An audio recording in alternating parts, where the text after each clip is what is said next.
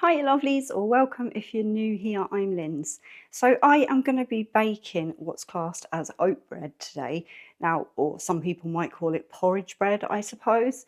But I just want to say a few people have asked for things like gluten-free, wheat-free recipes. This is the only one so far that I've managed to kind of get right, so it'll go into the air fryer. Now, if you've never had oat bread before, it is a very different texture, consistency.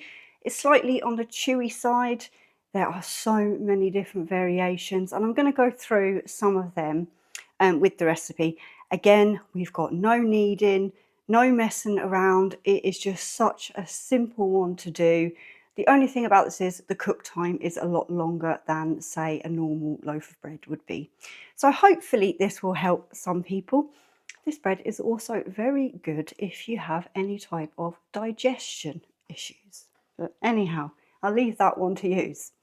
We are going to come down and I am going to show you the ingredients. They're really simple and really basic. Now, in this bowl here, I have 250 ml of natural plain yogurt. Okay, so it doesn't have to be an expensive brand, any of that kind of thing, but I will say Greek yogurt can work, but you need to kind of water it down a little bit to make up your 100 or 250 ml, should I say. Don't worry about writing down any of the ingredients. I will link them all in a pinned comment down below. So, as we said, 250 ml natural plain yogurt. In here is 1 medium egg that I have just whisked up. And we're going to pop that straight in there. I know for some people at the minute eggs are a little bit on the pricey side, but this, I haven't found anything to substitute this one with, I'm afraid. It doesn't have to be mixed perfectly. Just going to mix that around. Then we have bicarbonate of soda. Now it cannot be baking powder, it has to be baking. It has to be bicarbonate of soda, okay? And in here we are going in with 1 teaspoon of that. Now what happens is the baking soda does a reaction with the sort of acidity of the yogurt. Very useless information for anybody, I suppose, but that is what creates sort of like the air. So bit of a nerd one there. This is optional. I am popping in 1 tablespoon of brown sugar. Again, this is optional. You can make this more as a savoury type bread or loaf by not adding that, and you can put in ½ a teaspoon of salt instead. Now, can we see this is starting to fizz? I don't know if the camera's picking that up, but it's starting to fizz, which is what we want, and that's the air kind of coming. I don't know whether you can hear that even. Now, this is just plain basic, the cheapest of the cheap oats or porridge oats. There is 150 grams. That is going in there. And we are going to mix this all through.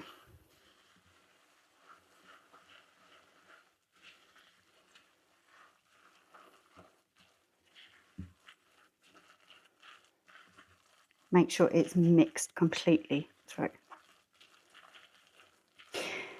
Now I'm going to be doing this in a £1 loaf tin today, lovelies. I will have them all linked down in the description below. I must say I do like this as a breakfast type bread. It's really nice, and if you toast it a bit as well when it's done with a little bit of butter, it's very nice. So there we go.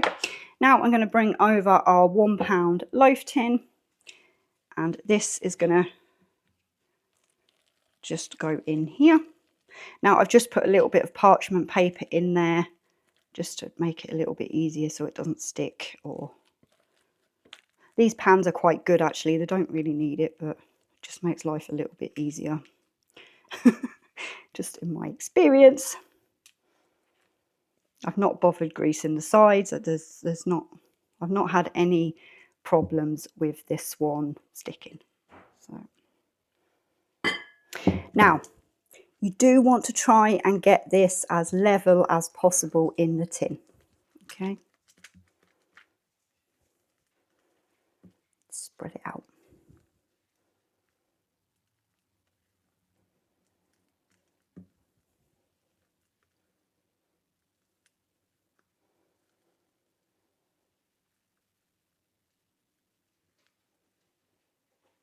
You could also, if you wanted to, add some seeds into your mix as well. So whatever you like, chia seeds, pumpkin seeds, you name it. You can put anything in with this mix. I would say I'd only add maybe about a tablespoon or so with this. So I think we've faffed about with that enough. Now what I am going to do, just as a little bit of prettiness, is I'm going to take some of my oats, just a little bit, just sprinkle some over the top. It really makes a difference when you take it out, when you'll see when it's done. Okay, so now we're going to put it into the air fryer. Have I turned it on at the wall? I think I might have done. So crisper tray in, loaf in, turn on. We are going to be using the bake setting for this one, lovelies. You can use air fryer setting if you want to, but I will say you will end up with a darker crust, okay? I am bringing this down to 150 Celsius. I will put Fahrenheit up on screen, and this is the bit that does the magic. We are putting this in for a full hour, a full 60 minutes, because that is what this type of loaf needs. So we're just going to start that.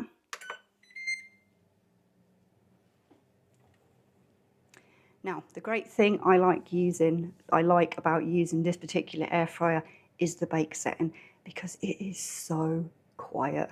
It can quite happily just do its thing in the background there while you're doing all the rest of your stuff. So lovelies, I am going to come back when that has finished its hour and we're going to have a look.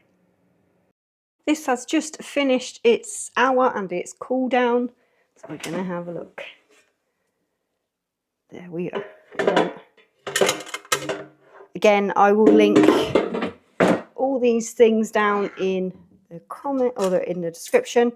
So lovelies, that there has to cool down now. We're going to give it a good hour or so, which, you know, just it makes it a little bit easier to cut.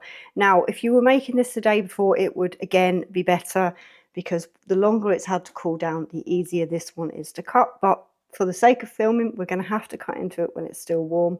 I'll be back in about an hour.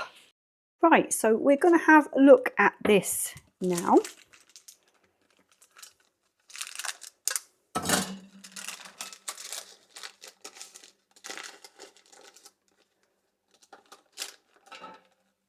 came away nice. So there we have it. What do we think?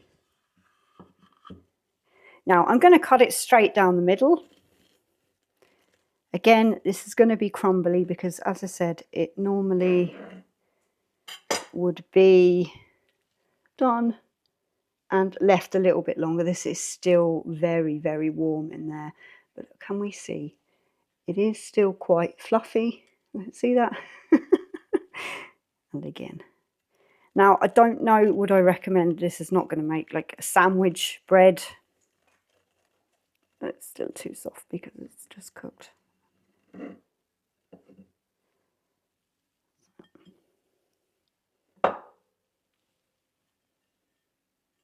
No. As I said in the beginning when we started, the texture in the middle of this is a little bit more of a chewy sort of consistency rather than what your normal bread is. If you've had oat bread before, or porridge bread as it's known in some places, then you'll know. But we'll give it a taste test because that's what you'd like to see.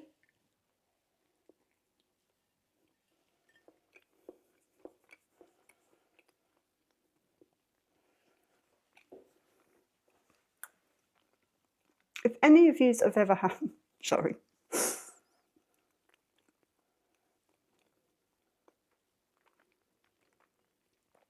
something called McCambridge's bread. I don't know, is that a thing everywhere? But it's something I really like. It's more of like a wheaten type bread.